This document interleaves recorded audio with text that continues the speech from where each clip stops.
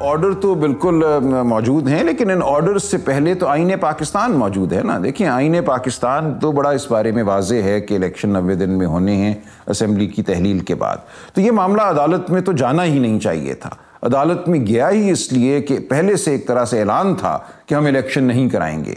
اور اس اعلان کے بعد یہ ایک لائے عمل ہے، ایک منصوبہ بندی ہے کہ الیکشن نہیں کرانے، جس کی وجہ سے تنازع کھڑا ہوا۔ لہٰذا جس طرح بھی اس معاملے کو آپ دیکھیں، جس زاویے سے بھی دیکھیں، آپ آئین کا متن دیکھیں یا آپ لاہور ہائی کورٹ کا فیصلہ دیکھیں یا سپریم کورٹ کا فیصلہ دیکھیں یا جن جج صاحبان نے اپنے علیحدہ سے نوٹس لکھے ہیں جن کو اختلافی نوٹ بھی کہا جاتا ہے یا جن کو اب اکثریتی ججمنٹ بھی کہا جاتا ہے، کہیں کسی جج صاحب نے نہیں کہا کہ 90 دن کی جو مدت ہے اس میں کوئی اس سے انحراف یا اس میں طوالت کی گنجائش ہے، کیونکہ یہ ایک بنیادی تقاضا ہے آئین کا کہ جمہوری حکومتیں موجود ہوں، ماں سوائے وہ مدت 90 دن کی زیادہ سے زیادہ جو مدت ہے جب الیکشن کے انعقاد کے لیے آپ کو ایک حکومت کی ضرورت ہے جو نگرانی کرتی ہے اس عمل کی۔ اس 90 دن کی مدت کے باہر یہ آئین کا ایک فیصلہ ہے، آئین کا ایک حکم ہے کہ منتخب حکومت ہی ہوگی جو ریاست کے امور جو ہیں وہ وفاقی سطح پہ ہوں یا صوبائی سطح پہ ہوں ان کو چلائے۔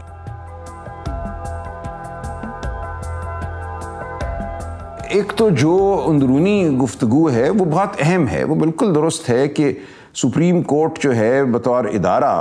اس کو کیسے چلانا ہے۔ سپریم کورٹ ایک ایسا ادارہ نہیں ہونا چاہیے جہاں اگر اختلاف رائے ہے تو چیف جسٹس صاحب اس اختلاف رائے کو نظر انداز کرتے ہوئے ایسے بینچ تشکیل دیں جس میں ایک ہی نقطۂ نظر کے جج صاحبان ہوں، جن کا جو فیصلہ ہے پہلے سے ایک طرح سے معلوم ہو، اور اسی بینچ کے ذریعے اہم آئینی اور سیاسی نوعیت کے جو مقدمات ہیں ان کے فیصلے کرائے جائیں۔ تو یہ ایک تقاضا یا ایک جو آپ کہہ لیجئے ایک سوال ہے سپریم کورٹ کے اندر، یہ انتہائی اہم نوعیت کا ہے۔ اس سے سپریم کورٹ کی جو کارکردگی ہے اور جو سپریم کورٹ کی تعظیم ہے عوام کے دلوں میں ذہنوں میں، اس پہ براہ راست اس کا اس سے تعلق ہے۔ اور ایک ایسے ماحول میں جہاں ایک سیاسی صف بندی ہے، چپکلش ہے، تو وہاں پہ اگر یہ لگے کہ سپریم کورٹ میں جو بینچ تشکیل دیے جا رہے ہیں وہ ایک خاص نقطۂ نظر پر مشتمل جج صاحبان پر تشکیل دیے جا رہے ہیں تاکہ خاص نوعیت کے نتائج برآمد ہو سکیں، تو یہ ظاہر ہے سپریم کورٹ کی ساکھ کے لیے انتہائی خطرناک بلکہ ایک مہلک عمل ہے۔ تو اس لیے جو گفتگو کی گئی وہ گفتگو تو ٹھیک ہے، لیکن آپ درست کہہ رہے ہیں کہ اس گفتگو کا جو موقع ہے اور جو محل ہے اس کی وجہ سے آئین کا جو 90 دن کا تقاضا تھا جمہوریت کا، اور جس کی وجہ سے آج صوبہ پنجاب اور صوبہ خیبر پختونخوا کے تقریباً 18 کروڑ عوام جو ہیں وہ منتخب حکومت سے محروم ہے، اور آئین کا ایک جو بنیادی تقاضا ہے وہ پورا نہیں ہو رہا۔ اس لیے بہت ہی اچھا ہو اگر یہ تمام جج صاحبان اکٹھے ہو کر جو آئین کی ایک بنیادی ضرورت ہے اس کا اعادہ کریں اور حکومت وقت کو اور تمام اداروں کو تابع کریں آئین کے۔ اس وقت ان کی گفتگو کی وجہ سے آئین سے انحراف کا موقع پیدا ہو گیا ہے اور وہ انحراف جاری و ساری ہے، لیکن جو گفتگو ہے وہ بھی بہت اہم ہے، اور اس گفتگو کو آگے بڑھانے کا طریقہ میری نظر میں یہی تھا کہ چیف جسٹس صاحب چونکہ وہ ظاہر عہدے کے سربراہ ہیں، وہ اس نوعیت کے بینچ تشکیل دیں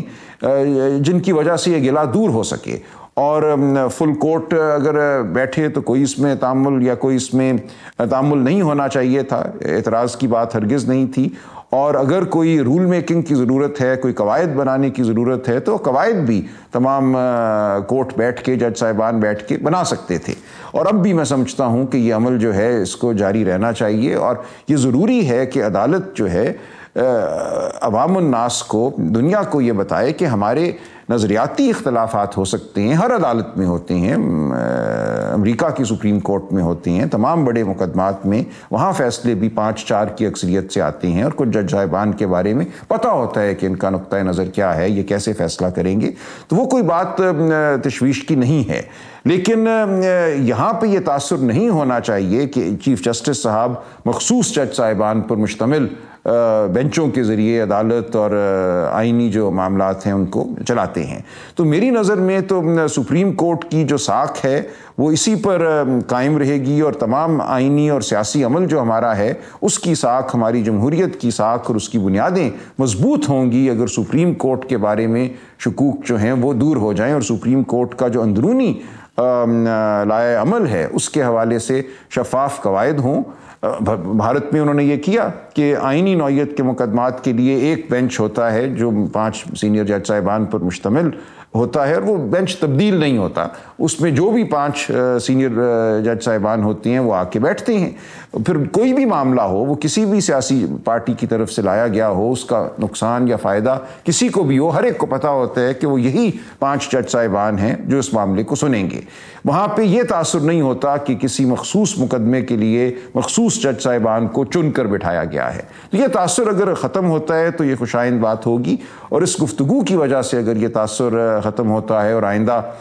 جو ہے شفافیت پیدا ہوتی ہے تو میں اس کا خیر مقدم کروں گا۔ لیکن اس کا یہ مطلب نہیں ہے کہ آج جو آئینی انحراف ہو رہا ہے ہم اس سے آنکھیں موڑ لیں اور کہیں کہ ہونے دو، 10 مہینے نگران حکومت بیٹھی رہے، جبکہ آئین یہ کہتا ہے کہ 90 دن سے زیادہ نگران حکومت نے نہیں بیٹھنا۔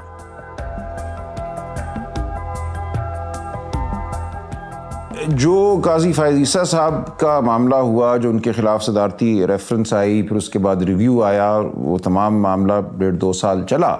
وہ بھی ایک بہت افسوسناک معاملہ تھا، اور یہ واضح تھا اس وقت کہ قاضی فائز عیسیٰ صاحب کو نشانہ بنایا گیا مقتدر حلقوں کی جانب سے، ان کی ججمنٹس کی وجہ سے جو انہوں نے فیصلے دیے، خاص طور سے جو فیض آباد دھرنے کے حوالے سے انہوں نے فیصلہ دیا جس میں انہوں نے ایجنسیوں کے رول کا ذکر کیا۔ تو اس کے بعد وہ ایک معتوب جج کے طور پہ ہمارے سامنے آئے، اور ان کے خلاف ایک کارروائی کی گئی کہ ان کو عدالت سے فارغ کیا جائے۔ ایسا نہ ہو سکا، اور اس تمام کارروائی کے دوران ہمیں نظر آیا کہ 2 مختلف آراء تھیں۔ کچھ جج صاحبان جن میں اب جو ہمیں نظر آتے ہیں جج صاحبان جو اختلافی نوٹ لکھ رہے ہیں یا جو علیحدہ سے کھڑے ہوئے ہیں، ان کی اکثریت کم از کم 2 جج صاحبان وہاں تھے، اور انہوں نے بڑا اس میں کلیدی کردار ادا کیا اس تمام کارروائی میں، اور اس سازش کو میں کہوں گا ناکام کیا۔ لہٰذا ان جج صاحبان کا ایک رول ہے، لیکن اس دوران ہو سکتا ہے کوئی ذاتی ایک ٹھیس کا آپ کہہ لیجئے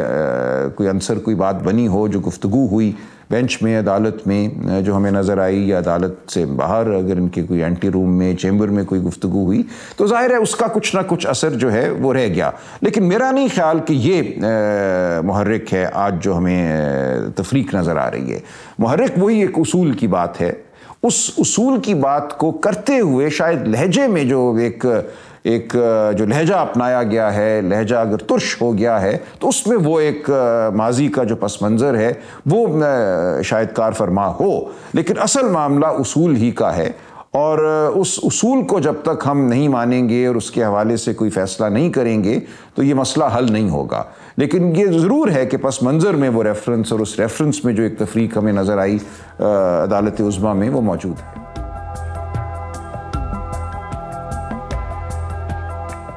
میں اس سے اتفاق نہیں کرتا، یہ ایک غلط تاثر ہے۔ دیکھیں، اور اس تاثر کی جو وجہ بتائی جاتی ہے وہ آرٹیکل 63A کا فیصلہ ہے، کیونکہ آرٹیکل 63A کا جو فیصلہ تھا جس میں کہا گیا کہ منحرف ارکان کے جو ووٹ ہیں وہ گنے ہی نہیں جائیں گے، اس فیصلے کی وجہ سے حمزہ شہباز کی جو حکومت تھی صوبہ پنجاب میں وہ گری، اور یہ تاثر قائم ہوا کہ یہ بینچ جو ہے انہی 3 جج صاحبان کا وہ اکثریتی فیصلہ تھا، 2 جج صاحبان نے اختلاف کیا تھا، اور یہ تاثر ابھرا کہ ان جج صاحبان نے حمزہ شہباز شریف صاحب سے حکومت لے کر واپس پی ٹی آئی یا پرویز الہی صاحب کو دے دی ہے، لہٰذا یہ جج صاحبان جو ہیں یہ پرو پی ٹی آئی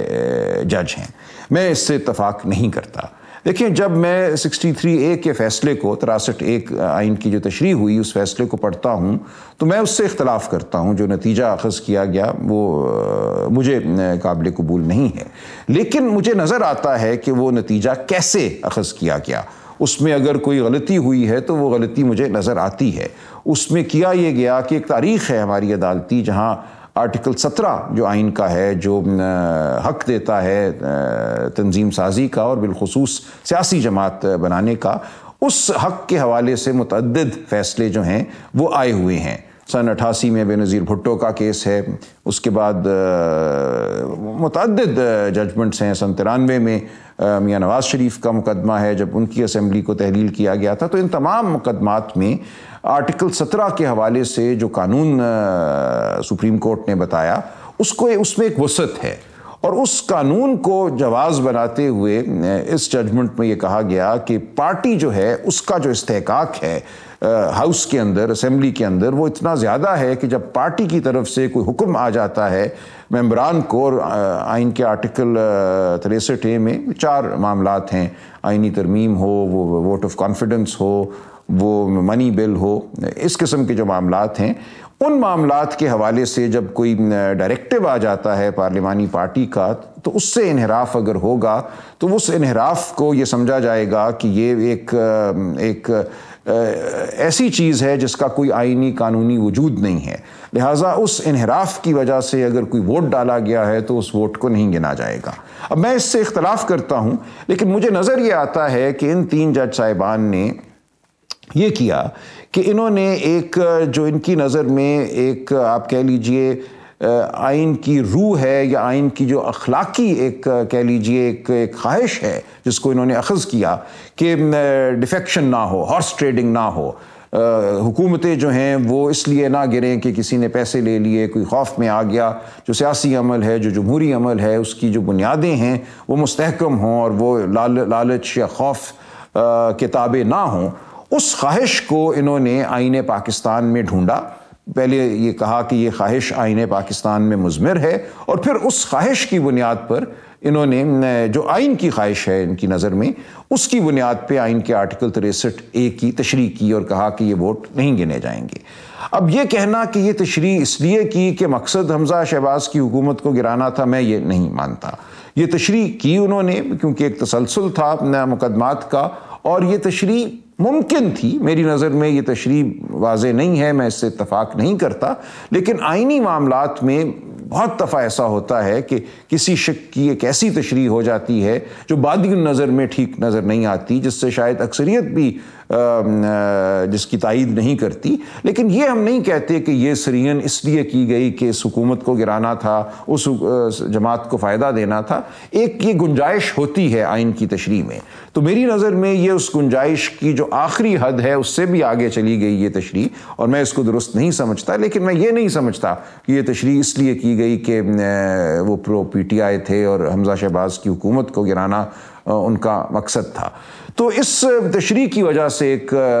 یہ تاثر ابھرا یا ایک بیانیہ بنایا گیا کہ یہ لوگ پرو پی ٹی آئی ہیں۔ اب ہم یہ جب دیکھتے ہیں جو فیصلہ 1 مارچ کو آیا جس میں انہوں نے یہ کہا کہ آپ الیکشن کرائیں، اور اس میں یہ 3 جج صاحبان نہیں تھے، 2 تھے، chief justice Umar Ata Bandial, justice منیب اختر، ان کے ساتھ تیسرے جج صاحب تھے جسٹس محمد علی وزر۔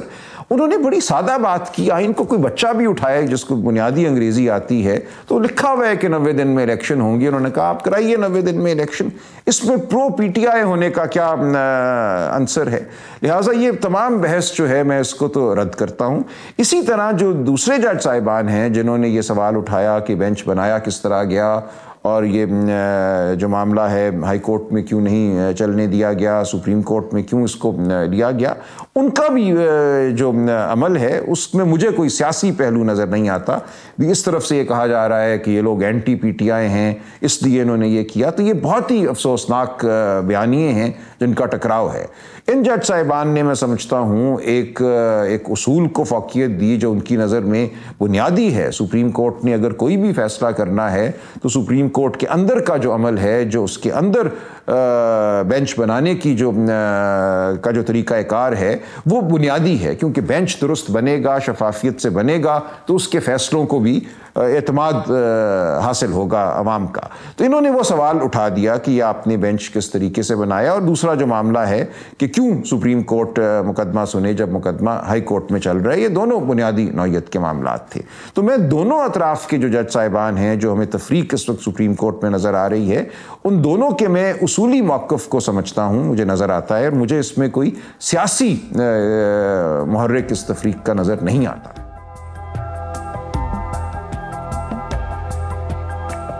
دیکھیے ابھی بہت جلدی ہے کچھ کہنا, لیکن یہ درست ہے کہ عام طور پہ کسی بنے ہوئے قانون کو چیلنج کیا جاتا ہے. یہاں پہ یہ تھا کہ جوائنٹ سیشن ہو چکا تھا, مشترکہ اجلاس سینٹ اور نیشنل اسمبلی کا, انہوں نے اس کو اپروو کر دیا تھا. پہلے جب اس کو بھیجا گیا صدر مملکت کے پاس, صدر مملکت نے اس کو کچھ اعتراضات لگا کر واپس بھیجا, اس کے بعد پھر یہ جوائنٹ سیشن یا مشترکہ اجلاس ہوا. تو ایک طرح سے کہا جا سکتا ہے کہ اس کو اس وقت بھی دیکھا جا سکتا تھا, اور سپریم کورٹ نے اس کو اس لیے دیکھ لیا, انٹرٹین کر لیا, اور ایک بینچ کی تشکیل بھی ہو گئی. لیکن دوسری جانب سے وہی اعتراض ہوگا کہ یہ بینچ جو ہے منتخب جج صاحبان کا بینچ ہے, جو پچھلے چند ہفتوں میں جو معاملات ہوتے رہے ہیں اس میں جو ہمیں تفریق نظر آئی, اس تفریق میں یہ ایک جانب کے جج صاحبان ہیں جن کا نقطۂ نظر چیف جسٹس صاحب کے نقطۂ نظر کے قریب تر ہے. تو یہ ظاہر شکایت رہے گی. اور جو ہم پہلے بات کر رہے تھے کہ جو بینچ ہیں ان کی تشکیل جو ہے ایک اہم معاملہ ہے, اور اس تشکیل کی وجہ سے جو بھی فیصلہ سامنے آتا ہے اس پہ اعتماد تمام ملک کا کتنا ہے اس کا اثر پڑتا ہے. تو یہ معاملہ چلے گا آگے. اب 20 تاریخ کو یہ قانون بن جائے گا, کیونکہ آئین یہ کہتا ہے کہ ایک دفعہ جب صدر مملکت واپس بھیجیں اور پارلیمان پھر اس قانون کو قبول کر لے یا اس کو پاس کر دے, تو اس کے بعد 10 دن کا عرصہ ہے, پھر صدر مملکت خواہ دستخط کریں نہ کریں وہ قانون بن جاتا ہے. تو وہ تاریخ اب 20 اپریل ہے. تو 20 اپریل کو تو یہ قانون بن ہی جائے گا. اس کے بعد اس کو ظاہر ہے دیکھا جا سکتا ہے کسی بھی پارلیمان کے بنائے ہوئے قانون کو سپریم کورٹ یا ہائی کورٹس بھی دیکھ سکتی ہیں کہ وہ آئین کے مطابق ہے, آئین سے متصادم تو نہیں ہے, اس لیے وہ تو ہو جائے گا. جو سوال شاید اٹھے گا وہ یہی اٹھے گا کہ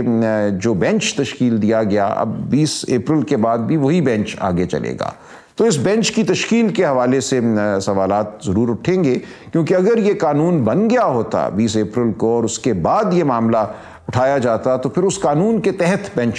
سازی ہوتی, کیونکہ وہ قانون یہ کہہ رہا ہے کہ بینچ بنانے کے لیے 3 جو سینئر جج صاحبان ہیں, چیف جسٹس صاحب اور 2 دیگر سینئر ترین جج صاحبان, ان پر مشتمل کمیٹی جو ہے وہ بیٹھے گی اور اکثریت رائے سے بینچ تشکیل دیے جائیں گے. تو یہ ظاہر ہے یہ بات سمجھ آتی ہے کہ 20 اپریل کے بعد اگر یہ بینچ بنتا تو اس کی شاید تشکیل مختلف ہوتی, لیکن چونکہ یہ 20 اپریل سے پہلے بینچ بن گیا ہے تو اس کی تشکیل چیف جسٹس صاحب نے خود کی ہے ذاتی طور پہ. تو یہ سوال آئندہ اٹھے گا.